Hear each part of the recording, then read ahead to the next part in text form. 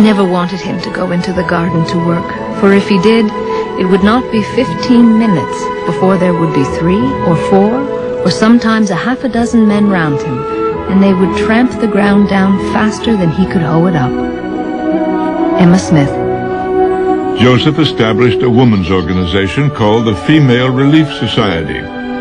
While many benevolent societies flourished in the country, Joseph envisioned this society as uniquely positioned to relieve the poor and to save souls. His wife Emma was named its president. Its duties to others are to seek out and relieve the distressed, that each member should be ambitious to do good, deal frankly with each other, and be very careful of the character and reputation of the members. Emma Smith. It gave the women, for the first time in the early years of the church, an ecclesiastical identity, which they had not really experienced before. They came together, were identified as members of the Relief Society. The prophet Joseph gave them a charter, not only to do charitable work, but to save souls.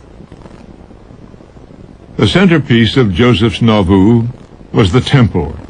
The design of the gray limestone structure included crescent moonstones, sunstones, 5-pointed stars, a belfry, and a gold-crowned clock tower. The saints tithed 1/10 of their time to its construction. It is expected to be considerably larger than the one in Kirtland, and on a more magnificent scale.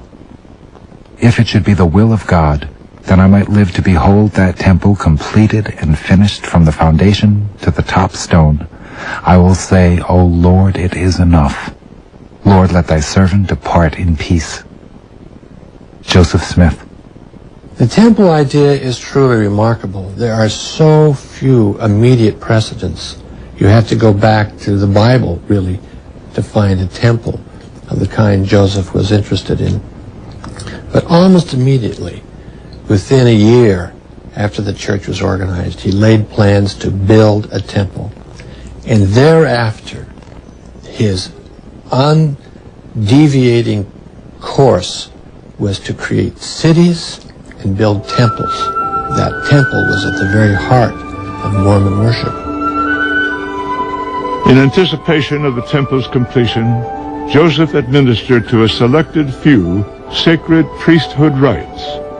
He also united families, husbands, wives, and children in a ceremony he promised was binding for all eternity. He called it sealing. Joseph said this holy work to join heaven and earth had been revealed to him by God. Whatsoever you seal on earth shall be sealed in heaven, and whatsoever you bind on earth in my name and by my word, it shall be eternally bound in the heavens.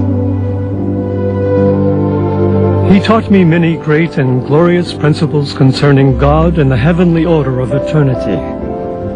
It was from him that I learned that the wife of my bosom might be secured to me for time and all eternity. Harley P. Pratt. As an expansion of his teaching that marriage could last through the eternities, Joseph introduced a few trusted friends to the added concept of a plurality of wives as practiced by Abraham and other ancient prophets. What he termed the new and everlasting covenant included both monogamous marriage and plural marriage. Joseph was also sealed to more than one wife. The plural marriage aspect sparked accusations of carnal lust and heightened antagonism against the Mormons. Even some Mormons were troubled. I was not desirous of shrinking from any duty, nor of failing the least to do as I was commanded. But it was the first time in my life that I had desired the grave, and I could hardly get over it for a long time. And when I saw a funeral, I felt to envy the corpse its situation, and to regret that I was not in the coffin. Brigham Young. With my husband, it was my privilege to meet with Brother Joseph, and I heard the prophet give instructions concerning plural marriage. He counseled the sisters present not to be troubled in consequence of this law, that many would be called to live, that all would be right, and the result would be for their glory and exaltation. Bathsheba Smith. It mattereth not whether the principle is popular or unpopular. I will always maintain a true principle, even if I stand alone in it. Joseph Smith. Plural marriage was practiced less than 50 years, and yet it had a lasting impact.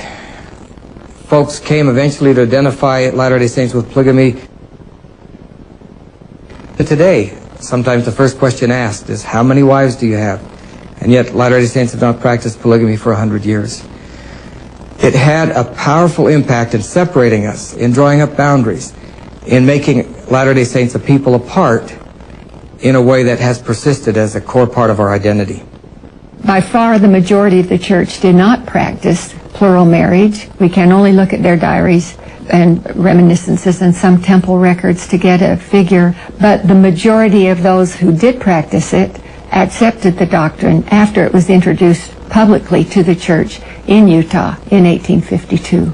All we know is that everyone who was asked to live it found it a terrible shock. It stung them, and yet the most faithful of his followers went along. Religious traditions come into existence through pain and exhilaration at the same time. And the story of Joseph Smith is a story of both pain and exhilaration. Joseph held most of the posts of influence in Nauvoo. In addition to his religious role, he was the mayor, chief justice, lieutenant general of the Nauvoo Legion, publisher, and regent of the university. The prophet had a great many callers or visitors, doctors, lawyers, priests, and people seemed anxious to get a good look at what was then considered something very wonderful, a man who should dare to call himself a prophet, announce himself as a seer and ambassador of the Lord. I could clearly see that Joseph was the captain, no matter whose company he was in. Howard Corey. I think the most significant thing about Joseph Smith's theology, or his teachings, is that he offered for the people of the frontier in the 19th century a knowledge of where they had come from, what their purpose of life was, and where they could go in the eternities and what they could become. And I think for those people it was tremendously significant to have a destiny, a divine destiny. His people called him Brother Joseph. Said one woman convert, to him there were no strangers, and by all he was known as the prophet and a friend of humanity. Joseph came to a large crowd of young men who were wrestling.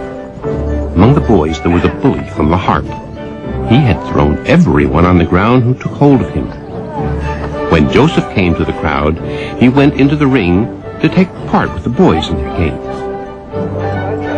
The first pass he made, Joseph whirled him around and took him by the collar and seat of his trousers and walked him to a ditch and threw him in.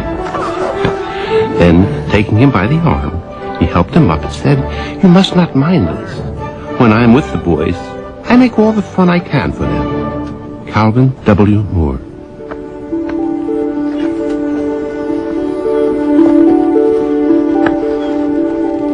As we were going home on the little boat, Brother Joseph sat on the upper deck with the company gathered around him, listening to his wonderful words.